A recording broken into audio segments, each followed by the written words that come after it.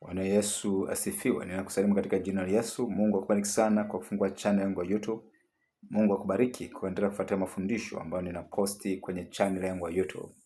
Na leo tutakwenda kujifunza kichwa ujumbe unasema hivi ndivyo vinavyokondesha roho yako. Hivi ndivyo vinavyokondesha roho yako, na Roho Mtakatifu mhudumu wa kweli akakuhudumia kwenye mafundisho haya katika jina la Yesu. Tunaposoma kwenye Zaburi 106:14 mpaka 15. Zaburi 106:14 mpaka 15.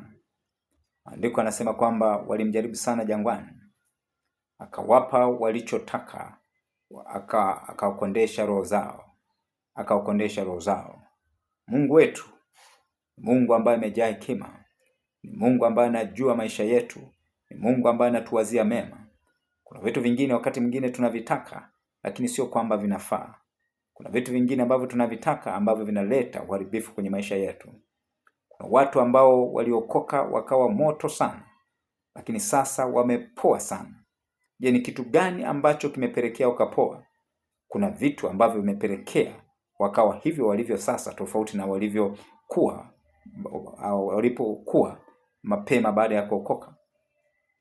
Inawezekana ni kazi imekondesha roho zao, imewafanya kwamba wawe kinyume na vile ambavyo walivyokuwa mapema baada ya kuokoka.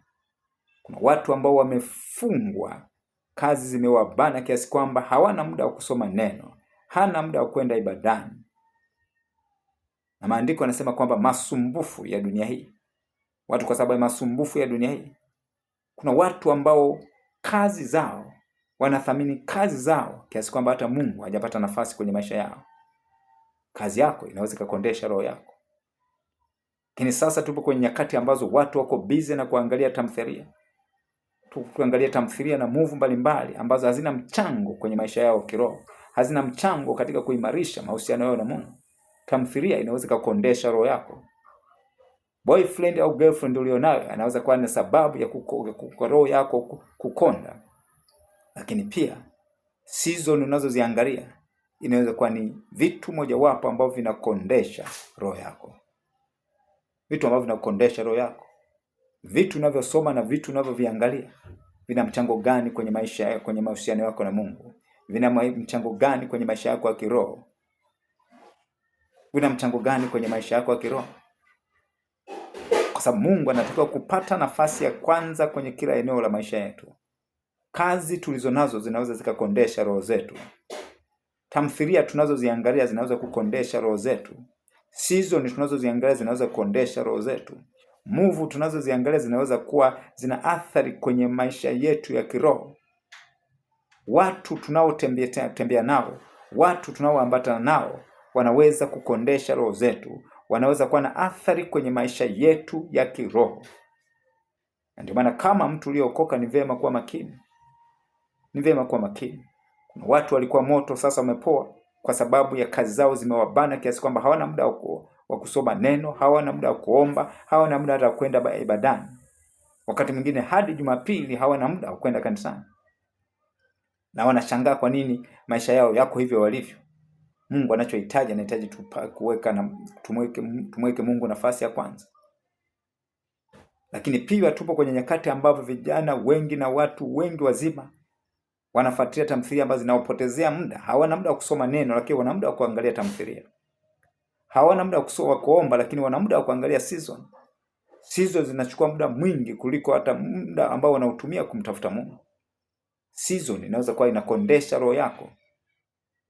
Kuna watu wengine, marafiki ulionao inaweza kuwa ni sababu ya wewe kurudi nyuma kiroho. Andiko anasema kwamba aliwapa walichotaka, akawakondesha roho zao. Na hata sasa kuna vitu ambavyo vinaweza kuwa na athari kwenye roho yako. Vinaweza kuwa vinadhoofisha maisha yako ya kiroho, vinakurudisha nyuma kiroho. Kazi yako inaweza kukurudisha nyuma kiroho. Tamthilia unazoziangalia, season unazozifuatilia ambazo zinakula muda wako zinaweza kukurudisha nyuma kiroho. Marafiki ulionao wanaweza kuwa ni sababu ya wewe kurudi nyuma kiroho. Inaweza kuwa ni sababu ya kudhoofisha mahusiano yako na Mungu. Inaweza kuwa ni sababu ya wewe kukua kiroho. Wana wa Israeli, Mungu aliwapa walichokitaka, akawakondesha roho zao.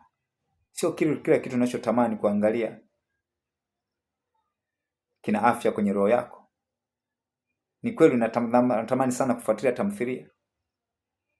Je, hiyo tamthilia unazozitazama, hizo season unazozifuatilia zina athari gani? Unajiuliza kwamba zina athari gani kwenye maisha yako ya kiroho? Kwa sababu wakati mwingine unakaa kusoma Biblia unasinzia tu, lakini ukiangalia season usinzie. Kwa nini usijiulize maswali yenye akili kwamba inawezekana kwamba hicho kitu kinatafuna maisha yako ya kiroho, kinakurudisha nyuma kiroho? Na Roho Mtakatifu akusaidie kuachana baadhi ya vitu ambavyo vinakondesha roho zako, na vinakondesha roho yako katika jina la Yesu. Mungu akubariki sana kwa kusikiliza mafundisho haya. Usahau kusubscribe, usahau kushare pia katika jina la Yesu. Amen.